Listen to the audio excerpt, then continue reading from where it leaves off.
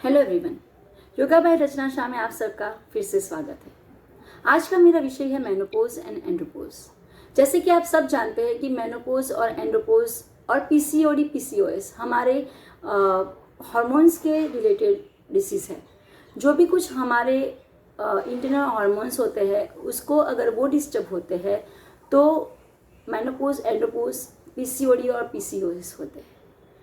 हमारे शरीर में 3 तरह के हार्मोन्स रिलीज होते हैं। फीमेल के लिए एस्ट्रोजन और प्रोजेस्टेरोन, और जेंट्स के लिए टेस्टोस्टेरोन और प्रोजेस्टेरोन। जब भी ये हार्मोन्स रिलीज होते हैं तब हमारा पूरा बॉडी साइकिल अच्छे से चलता रहता है। अगर ये हार्मोन्स कभी इम्बैलेंस होते हैं तो हमारी बॉडी साइकिल पूरी तरह से डिस्टर्ब हो जाती है। तो जैसे कि हम सब जानते हैं कि ये जो हार्मोन्स का सिक्रीशन है वो कुछ एज के बाद होता है। जब हमें प्यूबर्टी आती है, वो जनरली एज लड़कियों में होती है। हमारे जब राइट नाउ आई एम 50, तो हमारे टाइम में ये 15 to 16 ईयर्स का था। अब ये हो गया है 8 to 9 ईयर्स। जेंट्स में भी 10 to 12 ईयर्स। पहले था 14-15 के बीच में, अब ये हो गया है 8 to 9 ईयर्स। क्योंकि पूरी तरह से हमारी शरीर में जो भी कुछ है वो हार्मोन्स इम्बैलेंस होने की वजह है हमारी लाइफस्टाइल। सबसे पहले हमारी लाइफस्टाइल अफेक्ट करती है उसके ऊपर। दूसरा हमारा रहना और उसके साथ खाना पीना। आजकल जहाँ भी देखो हम प्लास्टिक्स और उसका यूज़ करते हैं। सुबह से लेकर रात तक हर चीज़ प्लास्टिक में होती है, everything in the plastic. So it affects our hormones also. हमारे हार्मोन्स पे भी वो बहुत ज़्यादा अफेक्ट करते हैं। तो ये जो है प्यूबर्टी का वो भी काफ़ी आगे आ गया, क्योंकि प्यूबर्टी जब आती है तब आप में हार्मोनल चेंजेस के साथ साथ आपके शरीर में बहुत सारे शारीरिक बदलाव भी आते हैं। वो ही अफेक्ट करते हैं आपकी पूरी सिस्टम को। वही हार्मोन्स इफेक्ट करते हैं आपकी पूरी सिस्टम को। जहाँ तक देखा जाए तो ये जो बदलाव है वो आजकल की खाने पीने की स्टाइल से, लाइफस्टाइल के साथ साथ कुछ हद तक सोशल मीडिया से भी अफेक्टेड है। आजकल जितना सोशल मीडिया आपको अफेक्ट करता है उतना ही आपको आपके आसपास का एनवायरनमेंट भी अफेक्ट करता है। बहुत ज़्यादा तरीके से बच्चे की प्यूबर्टी बहुत जल्दी आ गई है, क्योंकि बहुत कुछ उन्हें मिल रहा है अपने आसपास बहुत ईजीली। तो जानेंगे सबसे पहले मेनोपॉज क्या है। ग्रीक भाषा में अगर देखा जाए तो मैनो का मतलब है मासिक, मेंस्ट्रुअल पीरियड, और पोज का मतलब है रुक जाना। ये जो मेनोपॉज है ना, उसको दूसरे लफ्ज़ में मैन अपोज भी कहा जा सकता है। मैन अपोज, उसको मैन लोग अपोज करते हैं कि ये क्या है, ये नए चौंचले है, ऐसा कुछ होता नहीं है। तो आप सब जानते हैं, जैसे कि अभी मेरी ऑनलाइन लाइव क्लासेस चल रही है जहाँ से मैं ये लेक्चर ले रही हूँ, तो मैं बार बार मेरे स्टूडेंट्स के साथ इंटरेक्ट कर रही हूँ। तो आप सब जानते हैं कि मैन अपोज, यहाँ पे मैन बोलते हैं कि चलो चलो ऐसा कुछ होता नहीं है, ठीक है, वो लोग अपोज करते हैं। पर ग्रीक भाषा में कहा गया है मैनो मतलब मासिक, पोज मतलब उसका रुक जाना। जब सीधी भाषा में जब आपका मेंस्ट्रुअल पीरियड, आपका मासिक जो है वो 1 से 1.5 साल तक रुक जाता है, तब उसको मेनोपॉज बोला जाता है।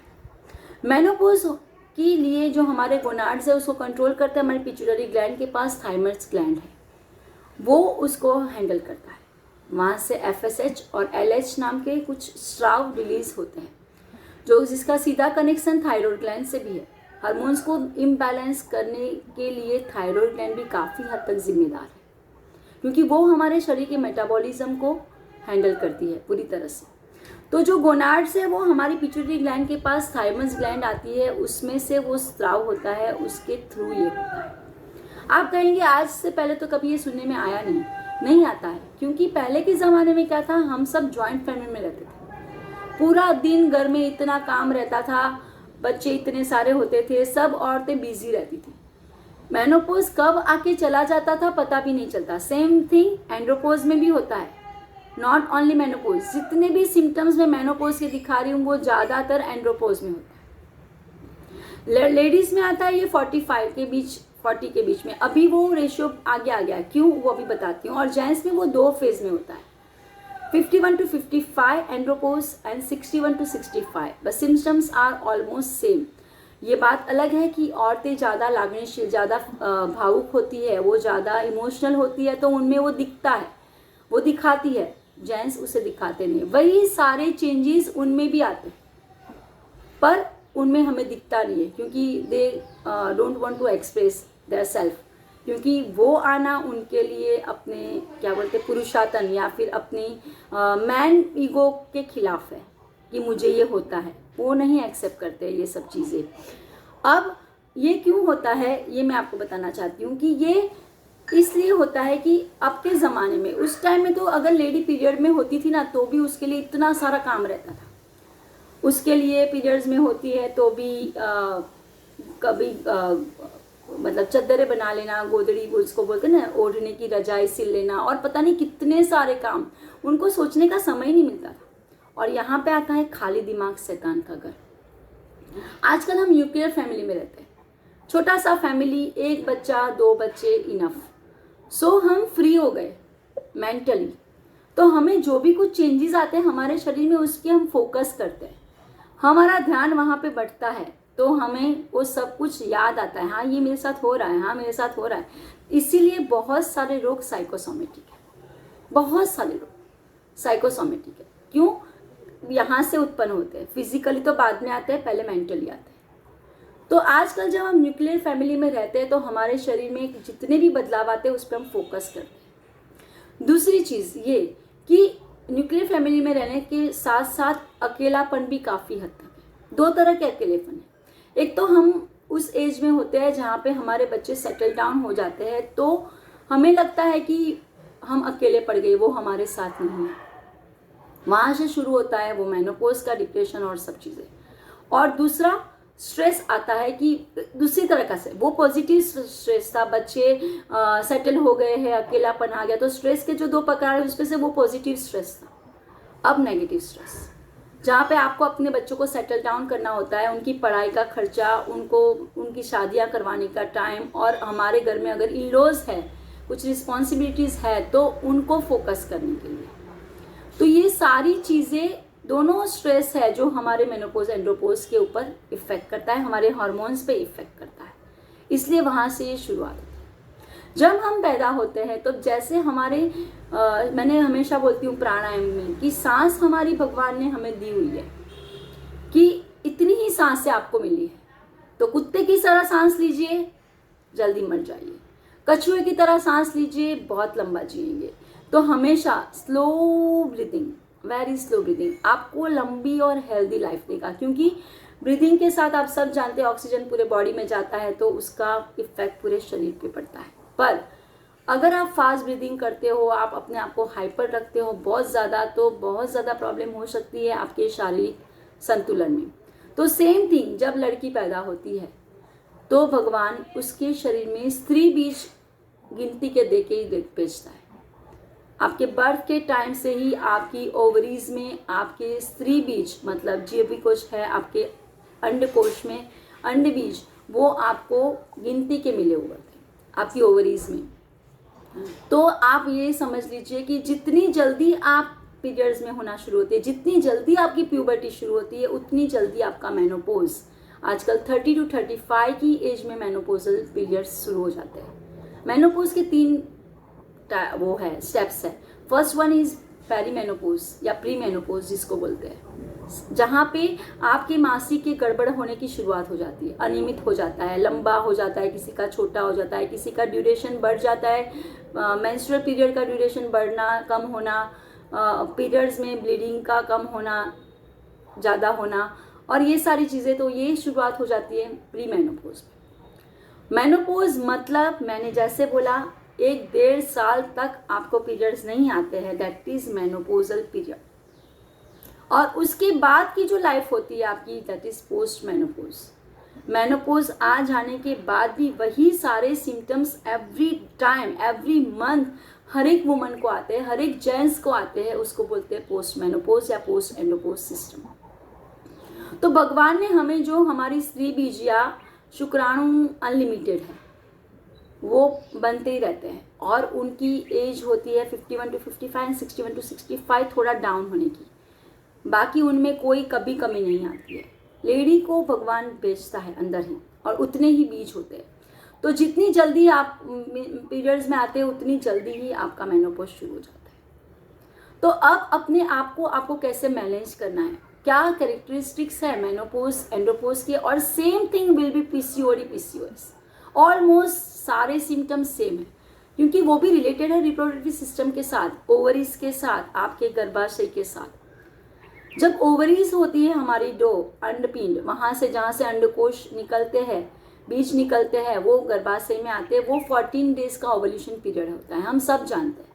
तो जब 40 डेज का ओवल्यूशन पीरियड आता है तो 14 डेज के लिए हमारे शरीर में ये रचना बनी हुई है कि वो यूट्रस एक अंदरूनी दीवार बनाता है।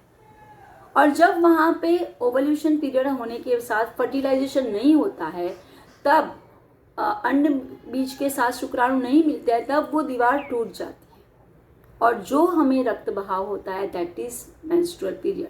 आप सब जानते हैं, पर सीधी सादी भाषा में ये समझाना जरूरी था, शायद कई लोग नहीं भी जानते। मैं कई गाँव में गई हूँ अपना ये लेक्चर लेने, उन्हें तो कुछ पता ही नहीं था। आदर्श अहमदाबाद से जब जुड़ी थी तब भी मैंने थेरापेटिक योग की एक बुक है वहाँ पे, जहाँ पे मैं एज ए टीचर हूँ, वहाँ पे पूरा चैप्टर मैंने लिखा है मेनोपॉज एंड्रोपॉज का। और इंडियन मेनोपॉज सोसाइटी के साथ भी मैं जुड़ी हूँ 6 साल से, तो इसीलिए मैं आपको ये सब जानकारी इतने आराम से अच्छे से दे सकती हूँ। आप सब जानते भी होंगे इन सब के बारे में क्योंकि आजकल ये टॉपिक बहुत ज़्यादा चल रहा है। अब जब मेनोपॉज एंड्रोपॉज आता है तो सिम्टम्स क्या होते हैं? सबसे पहला सिम्टम्स होता है चिड़चिड़पन, एकदम गुस्सा जल्दी आ जाना, बिना बात पे रोना, और सब जब बैठे हो, एसी चल रहा होता है फिर भी आप पसीने से लथर पथर हो रहे होते हैं, हॉट फ्लशेस, चिड़चिड़ापन आना, भूख बहुत लगना या भूख नहीं लगना, पिंपल्स हो जाना, मोटापा आ जाना, या फिर अपनी स्किन में बहुत सारे चेंजेस, अपनी बॉडी में बहुत सारे चेंजेस, और भी बहुत सारे जैसे पिंपल्स आ गए, पहले दाढ़ी मूछ नहीं थे अब हो गए, आवाज़ कईयों का चेंज हो जाता है, कईयों का मैनली आवाज़ आ जाता है, कई जेंट्स को लेडीज़ की आवाज़, जो हार्मोन्स आप में ज़्यादा इफ़ेक्ट करता है कुछ ईयर के बाद वो आता है। अगर मैन में एस्ट्रोजन थोड़ा लेवल हाई हो जाता है तो उनमें सारे स्त्री के गुण आ जाते हैं, और अगर हमारे में से एस्ट्रोजन कम हो जाता है बहुत ज़्यादा तो हमारे में थोड़े मैनली पावर भी आ जाता है। So you have to focus, आपको क्या करना है। और बहुत सारे चेंजेस हमारे में आते हैं जैसे चिड़ियापन आ जाना और बहुत कुछ, आत्मविश्वास की कमी होना, कॉन्फिडेंस अपना कम हो जाना, नींद नहीं आना या फिर बहुत ज़्यादा नींद आना, रात को पसीना आता है, नींद में से हम उठ जाते हैं, ये सारा कुछ, ब्रेस्ट टेंडरनेस हो जाना, हड्डियाँ, हाँ सबसे ज़्यादा ऑस्टियोपोरोसिस जिसको बोलते हैं, अपने हड्डियाँ पोली मतलब क्या बोलते हैं वो हो जाती है, जो थोड़ा सा भी लगता है ना टूट जाती है। जैसे कि मुझे मेरे घर में बोलते हैं कांच का बर्तन है, कांच का बर्तन थोड़ा सा लगा टूट गया। हाँ ये बात अलग है कि योग ज्वाइन करने के बाद मुझे L4 L5 में भी T1 में प्रॉब्लम है, ऑटोइम्यून डिसीज है, सब कुछ है, पर योग के बाद मुझे कभी भी कोई प्रॉब्लम आज तक नहीं हुई है। मैं हर चीज़ करती हूँ, हर एक आसन करती हूँ, पर धीरे धीरे। बार बार बाथरूम यूरिन की प्रॉब्लम हो जाना, यूटीआई, बार बार यूटीआई यूरिनरी ट्रैक्ट इन्फेक्शन हो जाना, इतनी सारी चीज़ें होती रहती है। आपको बार बार फ्रैक्चर हो जाता है, आपका वजन बढ़ जाता है, आपको हेडेक, माइग्रेन आ जाता है, काफ़ी कुछ। हाँ हम आपका स्मरण शक्ति मतलब क्या बोलते हैं, डिसीजन पावर भी कम हो जाता है, और कंसंट्रेशन और याद शक्ति भी कम, मेमोरी लॉस। आप कुछ खोल के खड़े हो, क्या काम के लिए आई थी मैं भूल गई, ये बहुत कुछ होता है आप लोगों के साथ। और उसके साथ साथ होता है हेयर लॉस, स्किन का कम होना, क्योंकि जैसे जैसे मेनोपॉजल पीरियड में आप आगे जाते हो आपके शरीर में कोलेजन नाम का एक प्रोटीन है जो आपकी स्किन पे रहता है, वो कम हो जाता है, तो आपके चेहरे पे झुर्रियाँ पड़नी शुरू हो जाती है, रिंकल्स होना शुरू हो जाते हैं, आपके शरीर मुँह पे पिगमेंटेशन होना शुरू हो जाता है। सबसे पहले इफेक्ट आता है आपके नोज़ पे। मैंने हमेशा आपको क्लास में बोला हुआ है कि आपको अगर आपकी एजिंग प्रोसेस को देखना है ना, तो आप फोटोज़ खींचेंगे तो अपने नोज़ पे फोकस कीजिए, उसमें सबसे ज़्यादा चेंजेस आएंगे। वो मोटा हो जाएगा, लूज हो जाएगा, उसके ऊपर थोड़े ओपन पोर्स दिखने लगेंगे। So you have to be careful. Collagen अगर आपका वो लेवल कम हो रहा है, उसी वजह से आपके शरीर में ये स्किन में बदलाव आते हैं। पर मेनोपॉज से लड़ने की बात नहीं है, ये एक आम चेंजेस है आपकी बॉडी का, उसको ओवरकम करना है। कैसे करना है? लेडीज़ को तो ये भी होता है कि बैठे बैठे कई लोग बोलते हैं कि आप क्या मेनोपॉज है, वज़न बढ़ गया, नहीं उतरता, नहीं, रॉन्ग। आप में अगर मेनोपॉज शुरू हो रहा है तो भी आप कोई भी तरह का 1 घंटे का फिजिकल एक्सरसाइज कीजिए। नॉट ओनली योगा, मैं योगा को प्रमोट 100% करूँगी कि मुझे उससे बहुत बेनिफिट हुए, पर योग के साथ आप मेडिटेशन के साथ साथ आप cycling, swimming, dancing, skipping, whatever you want to do, whatever you want to like, आप वो 1 घंटे का एक नियम बना लीजिए कि ये 1 घंटा मुझे अपने आप के लिए देना है, अपने शरीर को। क्योंकि ये सारी चीज़ें करने से आपकी इंटरनल स्ट्रेंथ बढ़ेगी, आंतरिक शक्ति बढ़ेगी, आपके मसल्स की स्ट्रेंथ बढ़ेगी, तो वो आपको एक नया कॉन्फिडेंस देगा। आपका अगर शरीर अच्छा होगा तो ये शरीर को, ये चेहरे को शरीर का आईना बोला गया। अगर आपका शरीर अच्छा है, आप अगर पॉजिटिव हो, अच्छे हो, तो आपके चेहरे पे वो झलकता है।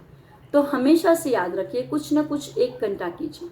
आपके शरीर में जितने भी बदलाव आते हैं वो मेनोपॉज के टाइम पे आपका टमी बढ़ जाना, या जेंट्स में भी टायर आ जाते हैं 51 के बाद, लव हैंडल्स जिसको बोलते हैं, तो कुछ ना कुछ कीजिए, कोई भी व्यायाम कीजिए 1 घंटे के लिए, पर लाइफ में करते रहिए, तो आपको कभी कोई भी प्रॉब्लम नहीं।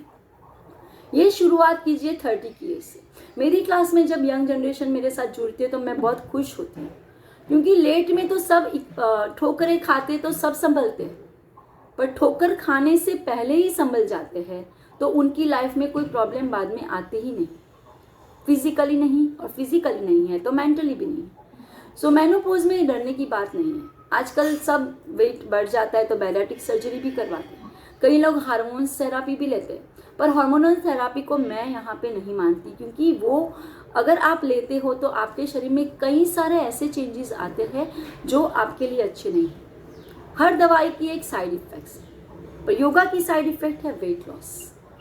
वेट लॉस योगा की साइड इफेक्ट है, और आपका अच्छा लगना, आप में अंदर कॉन्फिडेंस आना, आपके हेयर स्किन सब अच्छा होना, ये योगा की साइड इफेक्ट्स है। तो मैं उसको ज़्यादा प्राधान्य दूंगी हमेशा से, क्योंकि जो मैंने पाया है वही मैं बांटने की कोशिश करती हूँ। मेनोपॉज एंड्रोपॉज को इतना समझ लेने के बाद हम ये समझेंगे अब कि इससे ओवरकम कैसे किया जाता है। कुछ आसन हैं जो मेनोपॉज एंड्रोपॉज में काफ़ी बेनिफिशियल है, जो मैं हमेशा क्लास में जब भी आसन करवाती हूँ तब बोलती हूँ, वो है उष्ट्रासन, त्रिकोणासन, मार्जरी आसन, ताड़ासन, ऑफ कोर्स होल सूर्य नमस्कार। पूरी बॉडी के लिए सूर्य नमस्कार कीजिए, वो आपके लिए बहुत ज़्यादा बेनिफिशियल है, और वो आपकी बॉडी को बहुत अच्छे से मेंटेन करेंगे। सो सूर्य नमस्कार कीजिए। आप ये सारे आसन में होल्ड कीजिए, जितना आप होल्ड करोगे उतने आपके वो इंटरनल ऑर्गन्स पे और भी ज़्यादा स्ट्रेंथ आपकी बढ़ाने के काम में आएगा। कोई भी कभी भी कुछ भी जल्दी जल्दी मत कीजिए, जल्दी जल्दी किया हुआ कभी भी अच्छा नहीं होता है। हर एक आसन में सांस के साथ जाइए, वहाँ पे होल्ड कीजिए at least for 30 to 40 seconds, and उसके बाद रिलीज कीजिए। धीरे धीरे वो होल्ड को बढ़ाते जाइए। जितना आपका होल्डिंग बढ़ता जाएगा, आपके इंटरनल ऑर्गन्स की स्ट्रेंथ उतनी ही बढ़ती जाएगी। तो ये सारे आसन आपके लिए बहुत ज़्यादा बेनिफिशियल है। बटरफ्लाई, जो भी मैंने पीसीओएस के लिए भी बोले थे सारे आसन, वो सारे आसन कीजिए जो आपके लिए बहुत ज़्यादा बेनिफिशियल है। ये सारे आसन करने के साथ साथ आप प्राणायाम मेडिटेशन करते हो तो वो भी आपके मेनोपॉज एंड्रोपॉज के लिए बहुत ज़्यादा बेनिफिशियल। मैं यहाँ पे एक मुद्रा दिखाना चाहूँगी, दैट इज़ योनि मुद्रा। ओके, आप अपने हाथ को ऐसे कर लीजिए, लाइक दिस एवरीवन। यस, ये करने के बाद इसको ज्वाइंट कर लीजिए, तीनों फिंगर को यहाँ पे। ओके, अब दिखता है? चलो, उंगलियों को ज्वाइंट कर लीजिए। उसके बाद आप अपने लास्ट फिंगर को ज्वाइंट कीजिए और अंगूठे को ज्वाइंट कीजिए। ये शेप बनना चाहिए। ओके, ये वाले शेप को अपनी नेवल के नीचे रख दीजिए, नेवल के पास। मैं कैमरा थोड़ा सा नीचे करती हूँ so you can easily. Naval के पास यहाँ पे ओके, नीचे इसको होल्ड करके रखिए at least for 30 to 40 seconds, at least for 30 to 40 seconds इसको होल्ड करके रखिए आप, तो आपको वो सारे चेंजेस मिलेंगे जो आपको चाहिए।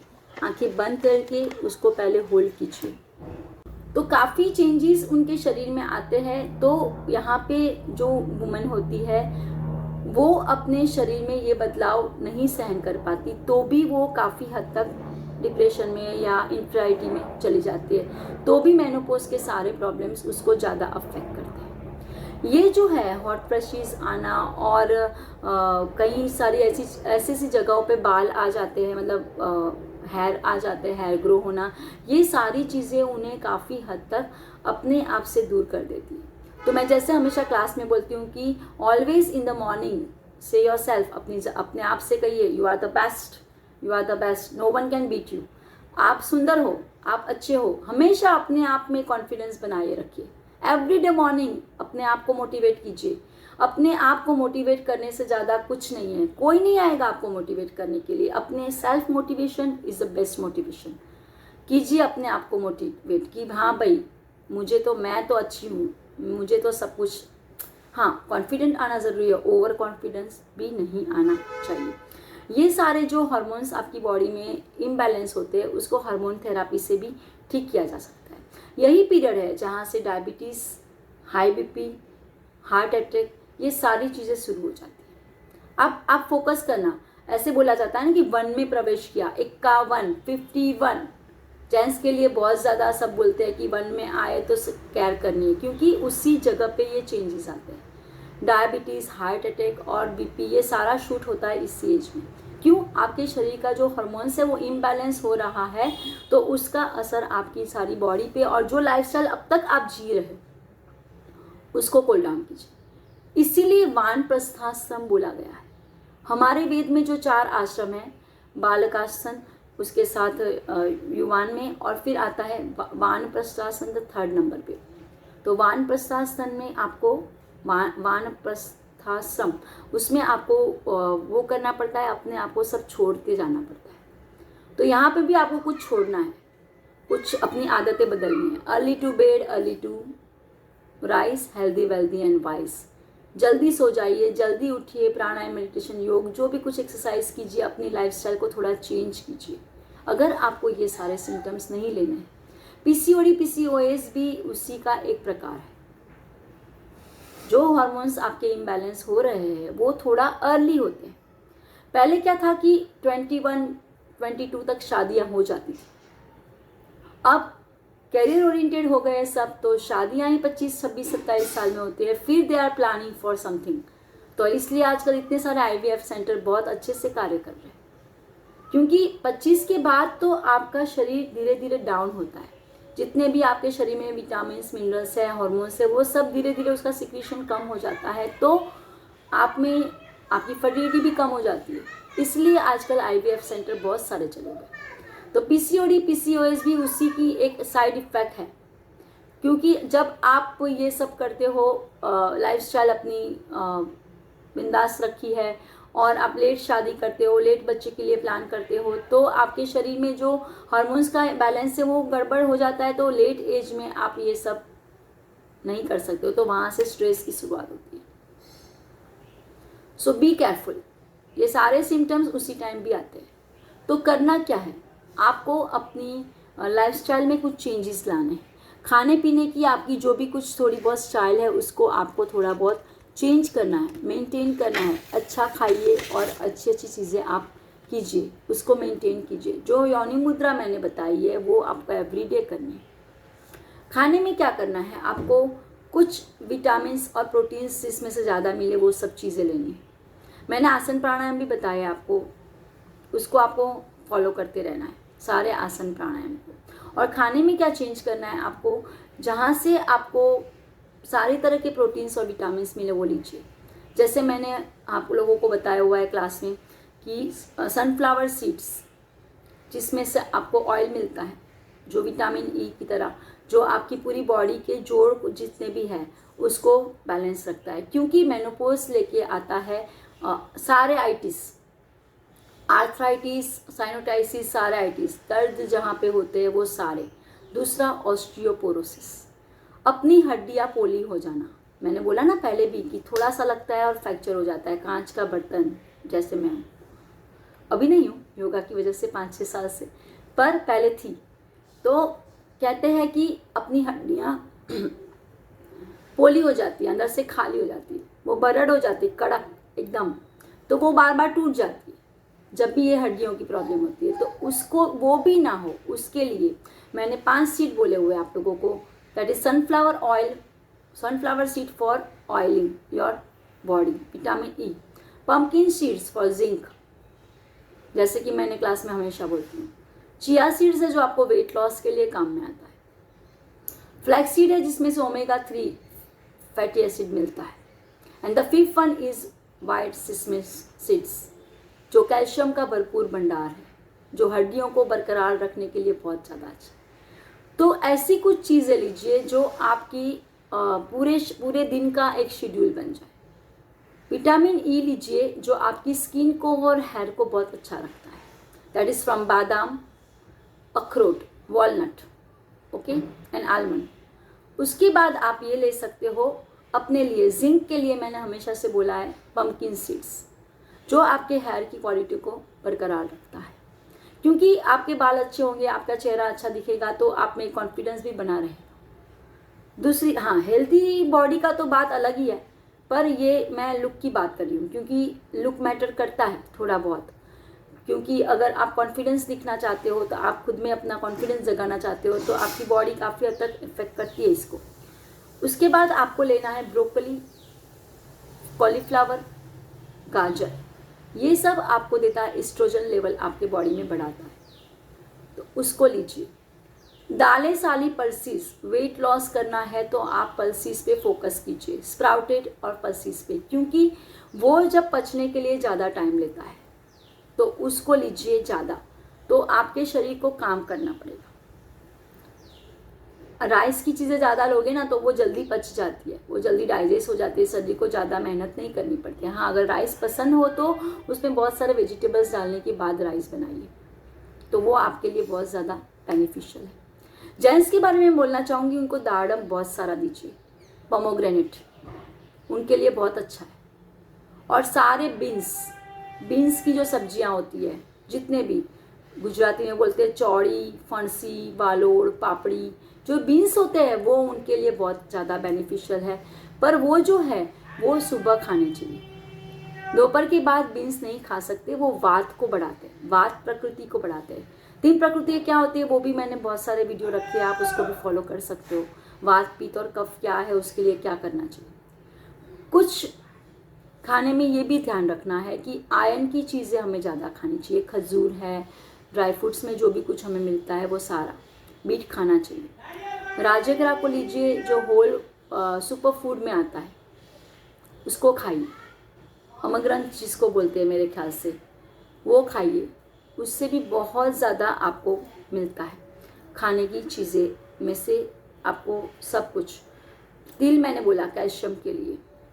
बहुत सी चीज़ें ऐसी है जो आपके शरीर के साथ, खाने पीने के साथ जुड़ी है, तो उसको अपनी लाइफ में ऐड कीजिए। पनीर, दूध, चीज़, ये भी सारी चीज़ें उसमें से आपको प्रोटीन बहुत अच्छे से मिलता है। राजमा, किडनी बीन्स जिसको बोलते हैं, एग जितना खाते हो उतना प्रोटीन आपको राजमा, किडनी बीन में से मिलता है, तो वो खाइए। पर वो अच्छी तरह से भिगो के, अच्छी तरह से बॉईल करके खाइए, वो और सोयाबीन। अगर वो कच्चे होंगे तो वो गैस करेंगे, सो बी केयरफुल खाने के टाइम पे।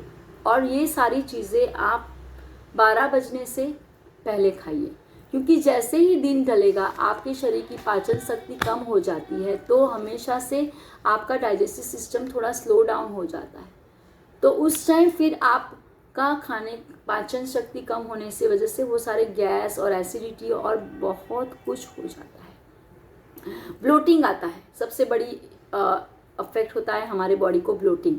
सुबह जो कपड़े डाले हैं शाम को वो टाइट हो जाते हैं, सुबह जो चप्पल जूते डाले वो शाम को नहीं आता, ऐसे कई बार होता है। तो ब्लोटिंग कम करता है green and white black T, पर वो रेगुलरली नहीं लेना चाहिए, क्योंकि डिटॉक्स अपनी बॉडी को करना चाहिए, पर रेगुलरली रोज नहीं, कुछ अंतराल के बाद। उसी तरह हमारी बॉडी को डिटॉक्सिफाई भी कीजिए, जैसे कि हम क्लास में करवाते हैं वमन धोती, नेति, शंख प्रक्षालन, त्राटक, नेत्र प्रक्षालन, ये सारी चीज़ों से अपने शरीर को डिटॉक्सिफाई भी करते रहिए। तो detoxification is also very beneficial for your body, for menopause and andropause and PCOD PCOS. ये बहुत ज़्यादा बेनिफिशियल है इन सब के लिए भी। तो डिटॉक्स करने के लिए green tea is good one, but everything अति वर्जते, सब कुछ ज़्यादा अच्छा नहीं है, थोड़ा थोड़ा ही लेंगे तो वो ज़्यादा बेनिफिशियल है। उसके साथ साथ आप कुछ लीफी वेजिटेबल्स खाइए जिसमें से आयरन बहुत सारा मिलता है। पर जैसे मैं हमेशा से क्लास में बोलती हूँ कि लीफी वेजिटेबल्स के साथ ब्लैक पेपर होना बहुत ज़्यादा ज़रूरी है। क्यों? वो ब्लैक पेपर वो जो सनलाइट के साथ जो कॉम्बिनेशन बना के वो अपने वेजिटेबल्स को ग्रीन रखता है, तो वो जो है वो ब्लैक पेपर से वो हमें नुकसान नहीं करता, अदरवाइज़ वो दांत के इनेमल को नुकसान करता है। तभी मैं हमेशा से बोलती हूँ तुलसी के पत्ते को चबाइए मत, सीधा जूस बना के पी सकते हो पर सीधा मत चबाइए, वो दांत के इनेमल को अफेक्ट करता है। ये सारा मैंने बताया कि क्या खाना चाहिए क्या नहीं खाना चाहिए आपको, पर क्या नहीं खाना चाहिए वो भी बहुत ज़रूरी है। विटामिन B12 बहुत ज़्यादा ज़रूरी है हमारे शरीर में। तो B12 के लिए हमें लेना है क्या, मैंने क्लास में भी बताया था कि आप दही लीजिए, दूध लीजिए और उबले हुए चावल, पके हुए चावल को दूध में डाल दीजिए और उसके बाद दही को मिला लीजिए, दूध को मिला लीजिए। फिर वो जो दही मिलता है आपको चावल वाला, पके हुए चावल वाला दही, that is the best source of vitamin B12। दूसरा, रात की रखी हुई रोटी, परोठा, भाकरी, जो भी कुछ आप सुबह खाते हो नाश्ते में, ब्रेकफास्ट में, that is also source of vitamin B12। कोई भी एक्सरसाइज, प्राणायाम, मेडिटेशन करने के बाद आप कोई भी प्रोटीन डाइट लीजिए, जैसे चने और गुड़ खाइए जिसमें आयरन है और बहुत सारी स्ट्रेंथ है, चने में प्रोटीन है बहुत सारा, तो आप गुड़ चने खाइए या कुछ भी ऐसी प्रोटीन वाली चीज़ें, स्प्राउटेड है उसका सलाद खाइए। मैंने जो सारे बीन्स बोले वो सारे बीन्स भिगो के उसके अंदर ड्राई फ्रूट्स रख के खाइए, तो वो भी बहुत ज़्यादा बेनिफिशियल है आपके लिए। मेनोपॉज एंड्रोपोज से ओवरकम होने के लिए आपको अपने शौक़ को जगाना पड़ेगा। जो पहले आप करते थे बचपन में या जो आपके अंदरूनी इच्छा है, writing, dancing, singing, whatever you want to do, want to like, वो कीजिए, अंदर से फिर से जगाइए। पहले वाले हमारे जो भी शौक़ है उसको इम्प्रूव कीजिए और उसके पीछे लगाइए अपने ध्यान को।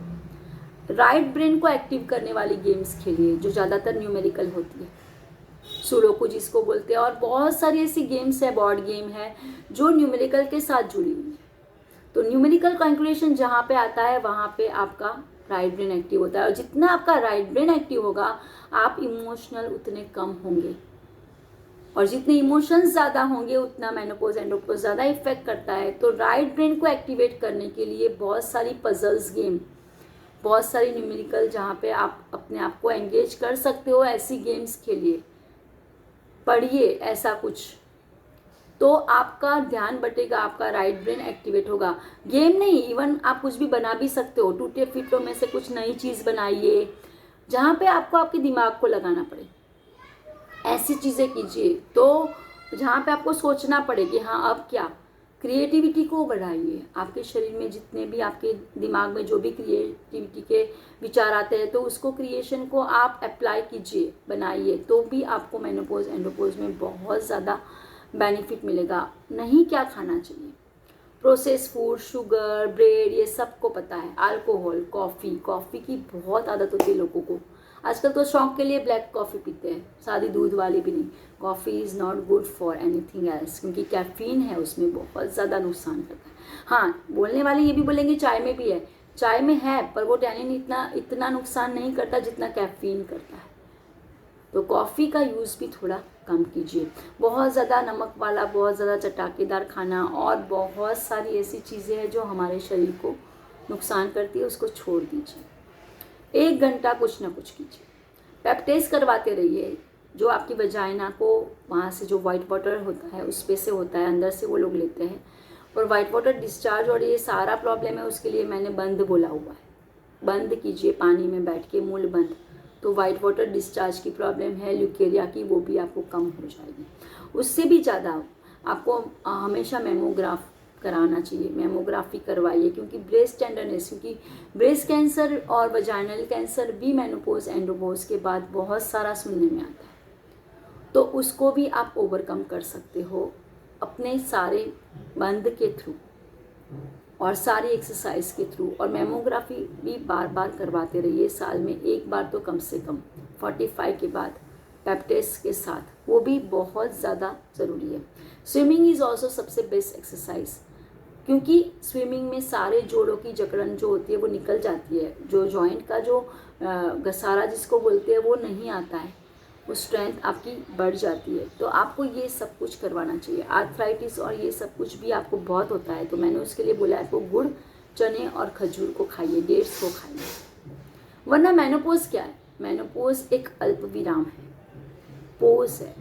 यहाँ ज़िंदगी ख़त्म नहीं हो जाती, ज़िंदगी यहाँ से शुरू होती है। एक अल्प विराम हमने लिया है, अब हमें जीना है अपने लिए, अपनी लाइफ के लिए, हमारे सेल्फ के लिए, जहाँ हमारी सारी रिस्पॉन्सिबिलिटियाँ हम ज़्यादातर ख़त्म कर चुके हैं, या वो रिस्पॉन्सिबिलिटी को साथ लेके हमें हमारा मी टाइम जीना है।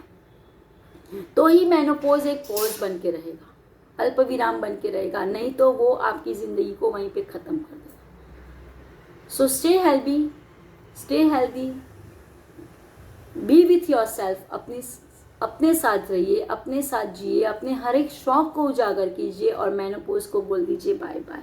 वो कहते हैं ना, आने दो दिल में आ जाने दो,